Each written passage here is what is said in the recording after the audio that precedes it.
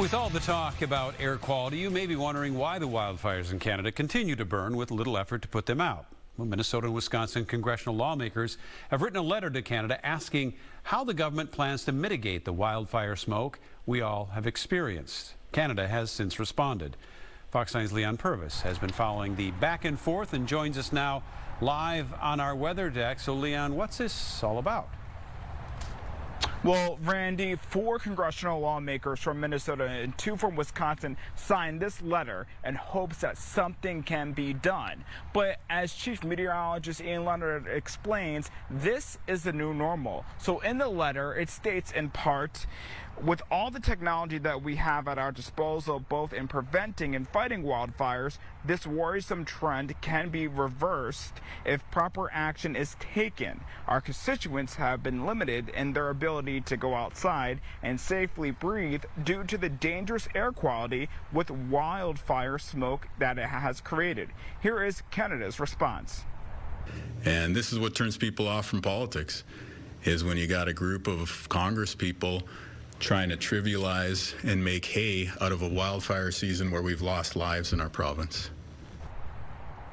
Now, these wildfires are hard to fight. As Chief Meteorologist Ian Leonard explains, the wildfires are hundreds of miles north of the Twin Cities, to the point there are no roads to drive fire trucks to it. Of course, there was frustration of the constant smoke, haze, and awful air quality, but it's not something that can just be fixed overnight.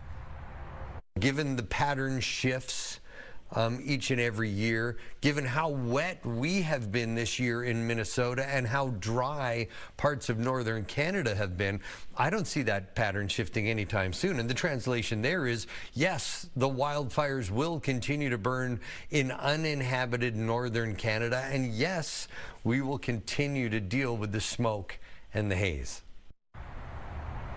Now, after talking to our favorite Canadian, Ian Leonard, he tells us that his family and friends who are in closer proximity to the wildfires than we are as twice as miserable about the smoke.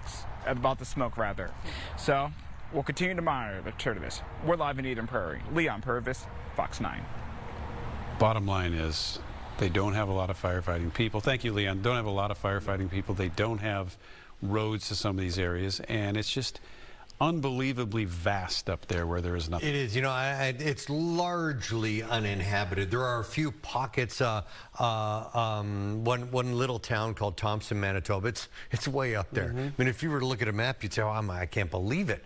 It's one lone road all the way up there, but it is, I think you and I talked about this, and the word vast sums it up perfectly. And, you know, this isn't a forest where you do forest management. This is truly the wilds. Yeah. Just to be clear, though, my favorite Canadian is Justin, my fishing guide, so in case there was any question. I'm your favorite ex-Canadian, like exactly. 3rd or 4th down the list somewhere there? Okay. Right. Good, just making sure. Yeah, I mean, it's just been awful up there. A terrible, a tragic firefighting season so far. They're bringing firefighters from as far away as New Zealand and Australia. So bring us to tomorrow, maybe the next day, some relief, though. Yeah, you know, for at least the southern half of Minnesota, there is absolute relief. And if you've been outside in the metro or areas south tonight, you're like, wow.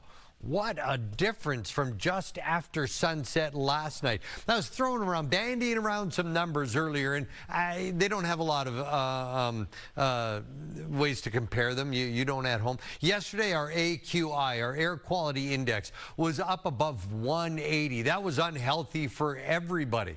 And then late yesterday afternoon, went down to about 150. It was moderate, unhealthy for some people. Today, it has dropped from 130 all the way down to 60 and 70. It's moderate and even good for some parts of the viewing area. See all of these areas here that are still shaded. It is, if you could draw a line right south of Mille Lacs, west to east and areas north, that's where I expect a very heavy smoke as we head into the day tomorrow.